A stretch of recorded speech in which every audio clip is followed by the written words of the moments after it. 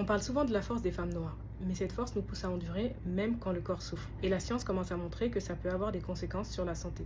Par exemple, certaines maladies touchent beaucoup plus les femmes noires. Prenons les fibromes. Les études montrent que les femmes noires sont 3 fois plus susceptibles d'en développer que les femmes blanches. Et elles le développent plus tôt et avec des symptômes plus intenses. Douleurs, anémie, règles abondantes ou infertilité.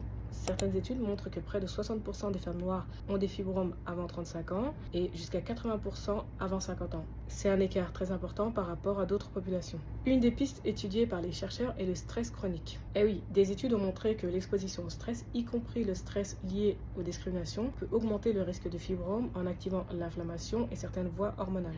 En fait, le corps reste plus longtemps en mode alerte, ce qui influence l'immunité, les hormones et l'inflammation. Un autre phénomène étudié est ce que les chercheurs appellent le Superwoman Schema. C'est l'idée que les femmes noires doivent être fortes, résilientes et continuer à avancer malgré la douleur. Mais certaines études montrent que ça peut retarder la recherche de soins ou normaliser certains symptômes graves. Moi, je dirais que la force est une qualité incroyable, mais la santé ne devrait jamais être sacrifiée au profit de cette force. Écouter son corps et demander de l'aide, c'est pas être faible.